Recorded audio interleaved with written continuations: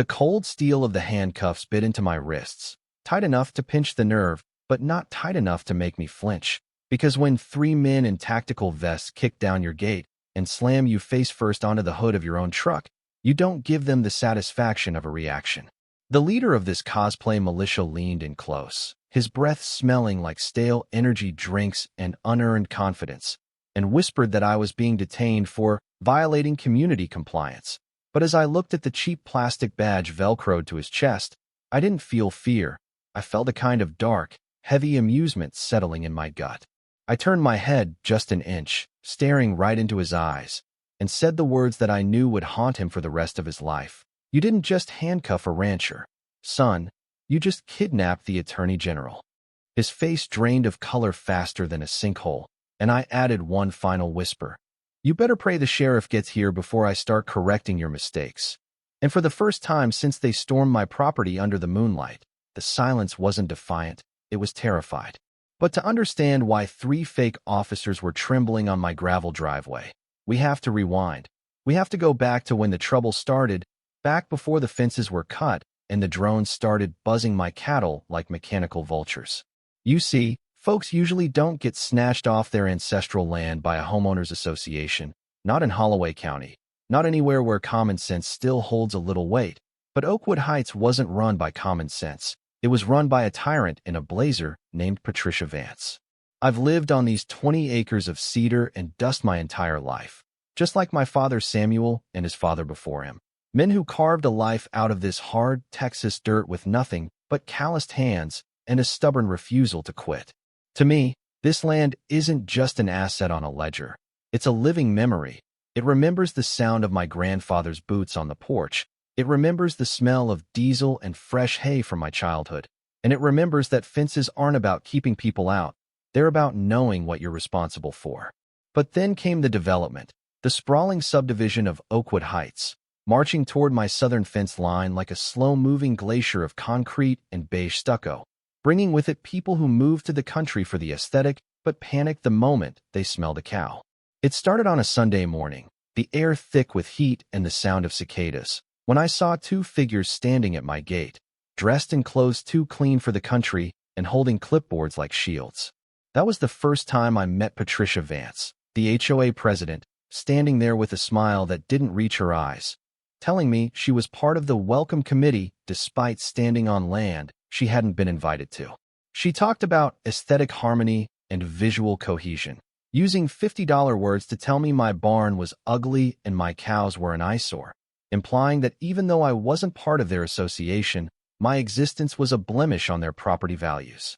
When she looked at my dirt-stained boots and said, with that distinct tone of condescension reserved for people who think manual labor is a sign of lower intelligence, "People like you don't always understand zoning laws, Mr. Thorne, but we do," I knew right then that this wasn't a neighborly visit.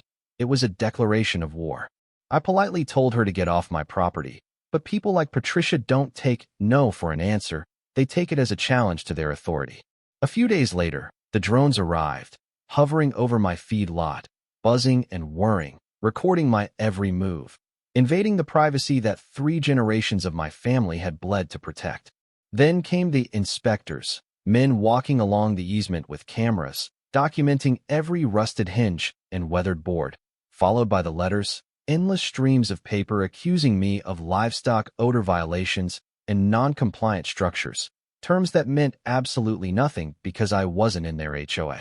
But the escalation didn't stop at annoyances. It turned predatory when 2 men in orange vests showed up in a white pickup truck claiming to be from the County Safety Division.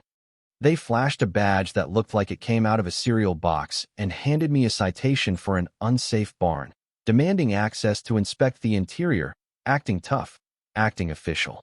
But here's the thing they didn't know. When you spend 20 years in a courtroom dissecting liars and frauds, you develop a sixth sense for deception. I looked at their paperwork, saw the blurred county seal, saw the lack of a judge's signature, and when I asked them which department they reported to, they stuttered.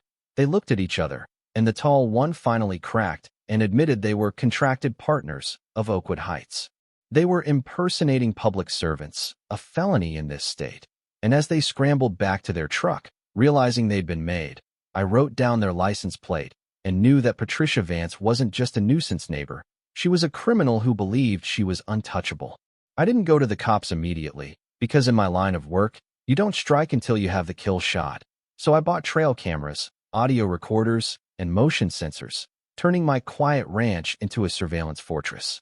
I documented every trespass, every drone flight, every harassing letter, building a file thicker than a Bible.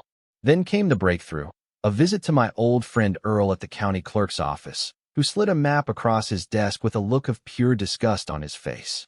It was a new development proposal from a company called Apex Meridian, and right there, highlighted in neon yellow, was my land, subdivided, renamed, and annexed into Oakwood Heights, with my barn erased, and my family's legacy turned into Phase 4 water features. This wasn't just harassment anymore. This was a land grab, a coordinated conspiracy between a corrupt HOA board and a shady developer to force me out by making my life a living hell. I realized Patricia wasn't working alone. She was the puppet master of a localized racketeering ring, using forged documents and intimidation to steal land. As I drove home that evening, the sun setting like a bruised peach over the horizon, I knew I needed one final piece of the puzzle. I needed the why. I needed the money trail. And just as the twilight deepened into purple shadows, I saw a figure standing by my mailbox, nervous, shaking, looking over his shoulder like a hunted animal. It was Simon Reed, a terrified member of the HOA board, and he was holding a USB drive that was about to blow the whole world apart. Simon Reed looked like a man who hadn't slept in a week, his polo shirt hanging loosely on his frame as he handed me that black USB drive with trembling fingers, telling me it contained everything.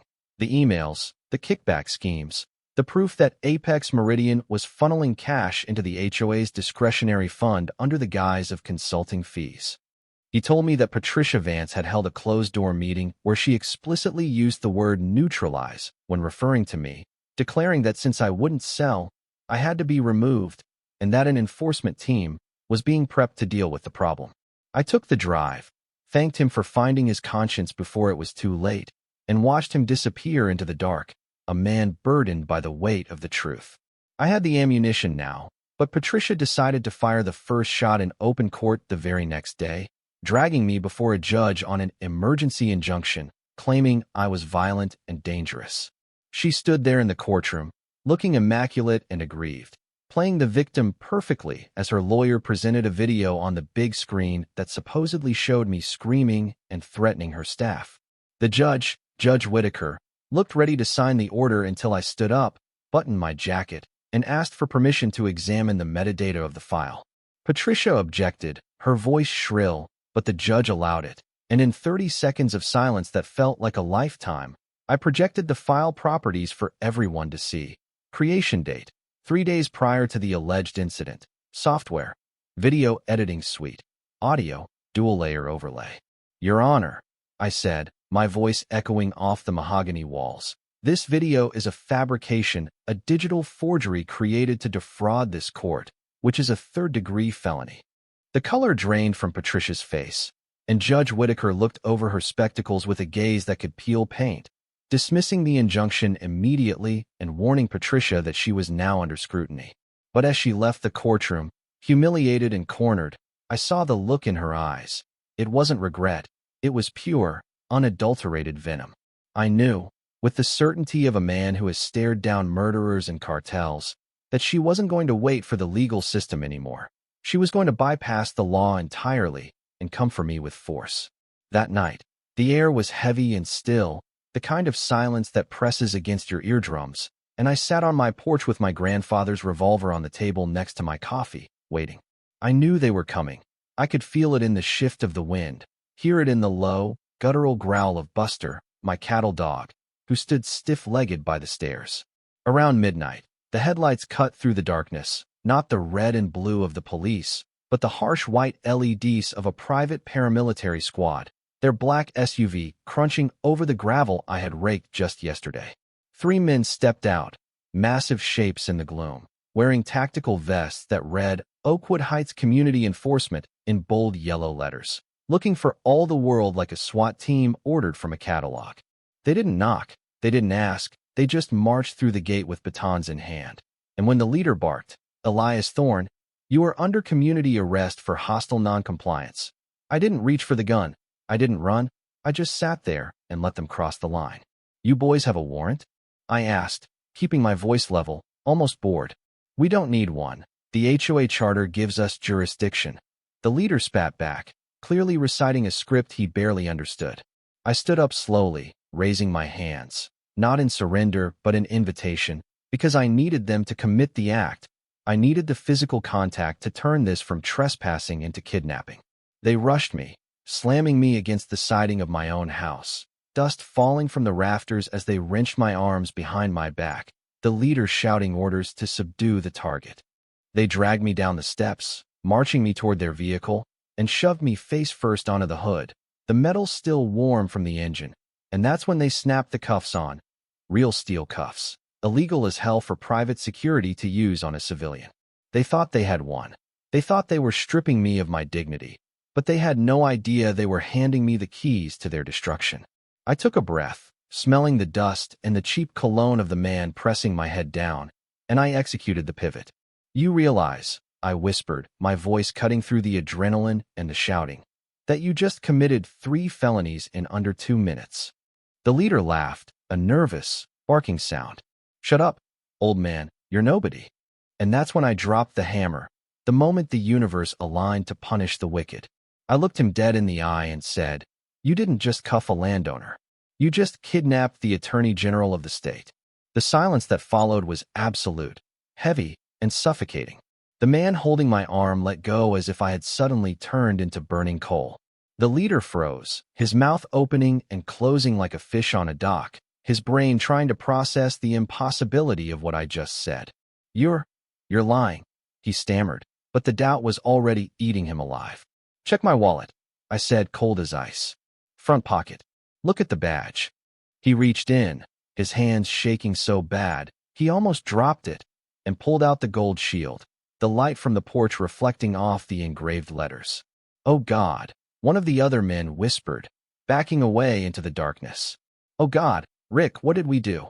The leader, Rick, stared at the badge, then at me, the blood leaving his face so fast I thought he might faint. "Pray," I whispered again, leaning in, "that the real police get here before I decide to prosecute you myself." And as if on cue, the night exploded with red and blue lights, sirens wailing like banshees as a cruiser tore up the driveway, drifting sideways in the gravel, the door flying open before it even stopped. Sheriff Brody stepped out, his hand on his holster, his face a mask of fury, screaming, "Drop it! Get on the ground now!" The sight of Sheriff Brody, a man built like a vending machine and twice as hard, marching toward us was enough to shatter whatever resolve these fake cops had left.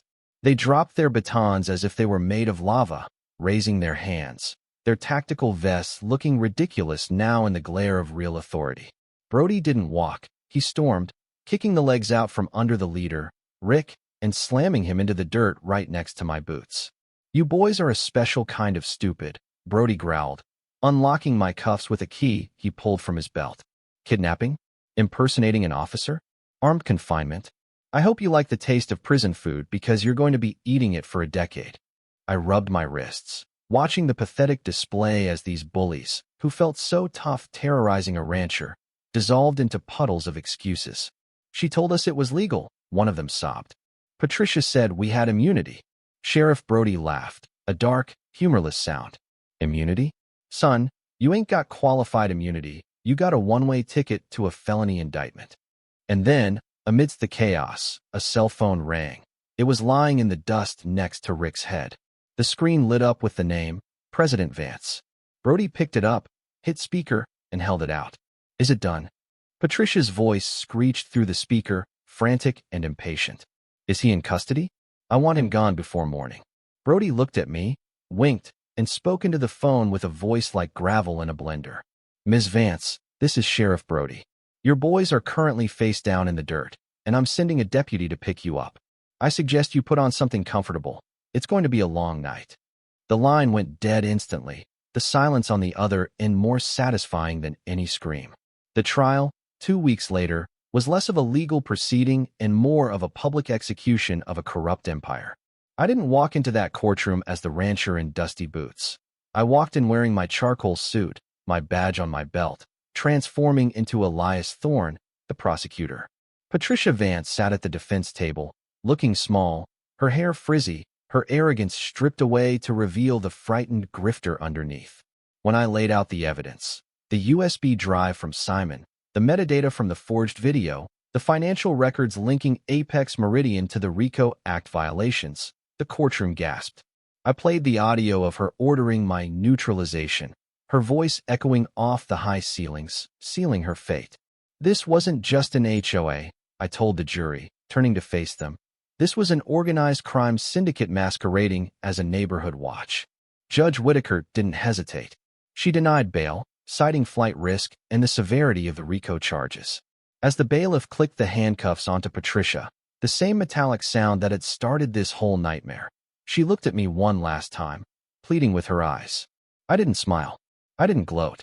I just nodded, a silent message that justice, while slow, is inevitable. Walking out of the courthouse, the air smelled sweeter, cleaner. A crowd had gathered, neighbors from Oakwood Heights who had been terrorized by Patricia's tyranny. They came up to me, shaking my hand, apologizing for the drones, for the silence when they should have spoken up. I saw the relief in their faces, the realization that the monster was gone. Apex Meridian pulled out of the development deal the next day, their lawyers scrambling to distance themselves from the radioactive fallout of the trial. My land was safe. The Phase 4 water feature would remain a dusty pond where my cattle drank. That evening, I stood on my porch, watching the sun dip below the cedar ridge, painting the sky in violent purples and soft oranges. Buster slept at my feet, and the silence of the ranch returned, the true silence, not the hush of fear, but the peace of solitude. I took a sip of my coffee, thinking about how close it had come, how easily power can be abused when good men do nothing. I had won, but it made me wonder about all the other ranchers, the other homeowners who didn't have a badge or a law degree to protect them. It leaves you with a question that keeps me up at night. Where do we draw the line?